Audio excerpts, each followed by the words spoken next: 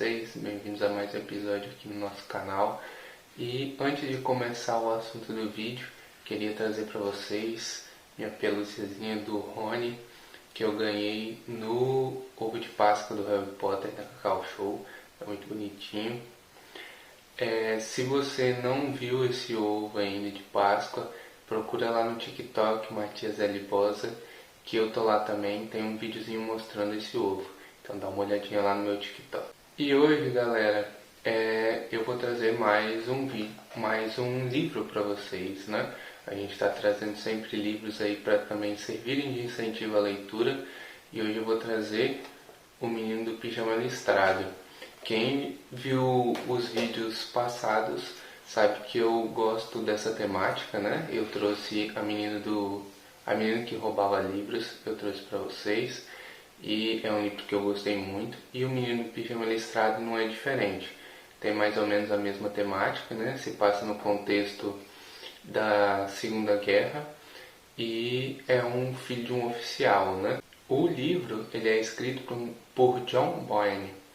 E como eu estava falando, conta a história de um menino, né, Bruno, um menino de 8 anos, que é filho de um oficial nazista. O início da história é a família do Bruno, né, se mudando para frente de um campo de concentração.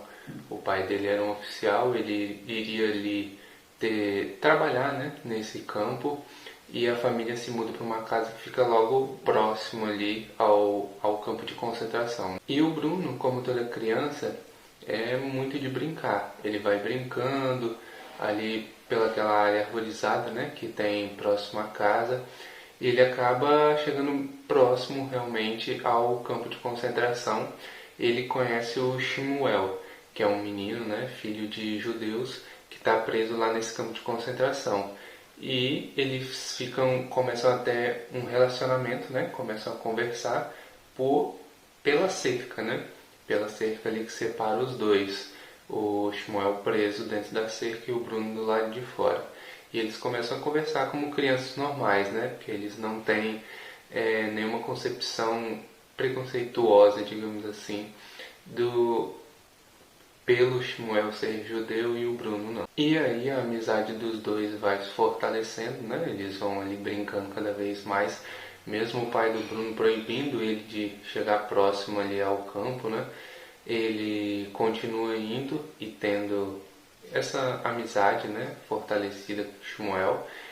E chega um momento que o Shmuel fala que perdeu o pai, né? O pai dele sumiu e tudo mais. E acontece que o Bruno quer ajudar. Ele quer entrar para ajudar a procurar o pai, né, do Shmuel. E aí o Shmuel consegue um uniforme, né? O Bruno se troca em um determinado dia. Ele se troca e entra no campo de concentração. E eles são levados, né? Fica aí o alerta de spoiler. Eles são levados para a câmara de gás. E eles morrem ali, né? Tanto o Bruno quanto o Shmuel, eles morrem na câmara de gás. E a família do Bruno depois começa a procurar por ele, né? E acaba que não encontra. E eles vão descobrir que ele estava indo, né, até esse lugar, conversando com as pessoas, conversando ali, né, provavelmente com alguém. E eles encontram um buraco, né, porque pelo que ele passou para poder entrar. E assim, tudo se encaixa, né? E uma coisa que fica muito, né, é a questão do relacionamento. São duas crianças, né, ali que realmente não tem nenhum preconceito, nenhum problema de interagirem por pensar diferente, né, por ter uma religião diferente ou que seja. Eles conseguem ter um relacionamento mesmo. E acredito que é essa a principal lição do livro, né, que o livro quer trazer pra gente ter essa capacidade de se relacionar com outras pessoas e não excluir as outras pessoas simplesmente por pensarem diferente, por ter uma opção religiosa diferente ou uma condição financeira diferente da nossa. Isso não define a pessoa. O que define a pessoa é o que ela é, não o que ela tem, ou assim, né, as crenças dela. Então eu acredito que esse seja o principal ponto do livro, que você tem que ter empatia, né, tolerância, independente das suas diferenças com as outras pessoas. Alguns pontos positivos do livro, eu diria que é uma forma diferenciada, né, de trazer uma perspectiva da Segunda Guerra. Você não tem aquela visão sempre baseada nos grandes líderes, né, que é o que geralmente a gente tem. Você tem uma visão fora disso, da população, né, de como a população vivia, de como acontece na Menina que Roubava Livros, né?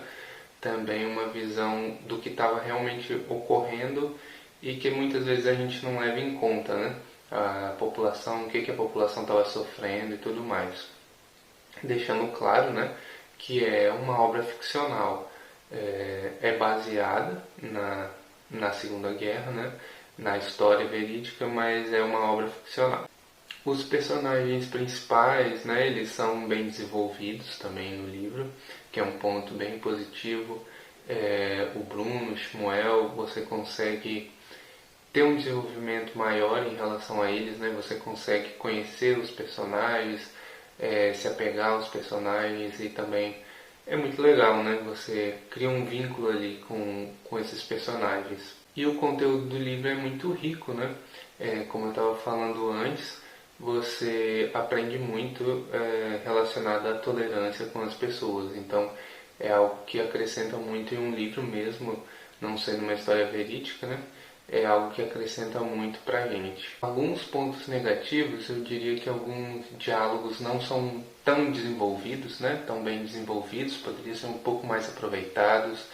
A gente vê também alguns personagens secundários, né? Que eles não são aprofundados. A gente tem um aprofundamento grande nos personagens principais, no Bruno e no Shmuel, né? Que é ali onde principalmente o foco, né? Principalmente da história.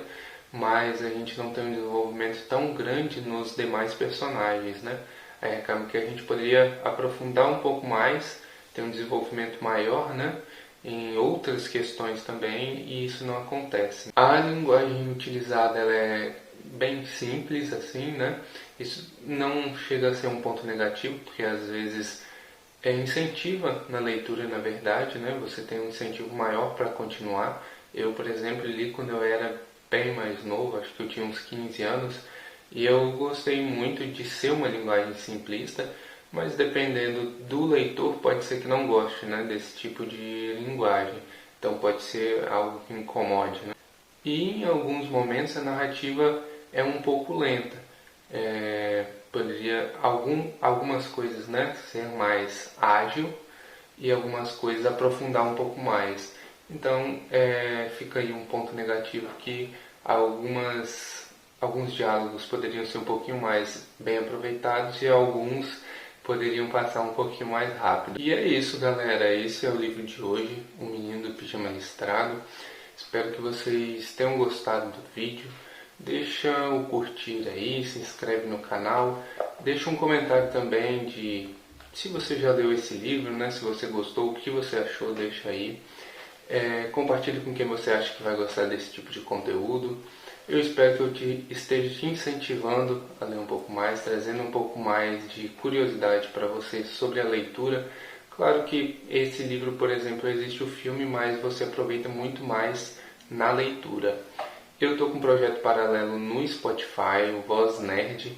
Tem episódio saindo toda semana lá, tá bem legal. Então dá uma moralzinha pra gente lá também, procura ali no Spotify. São episódios curtinhos e eu acredito que você vai gostar. Obrigado por terem assistido até aqui, até o próximo episódio e valeu!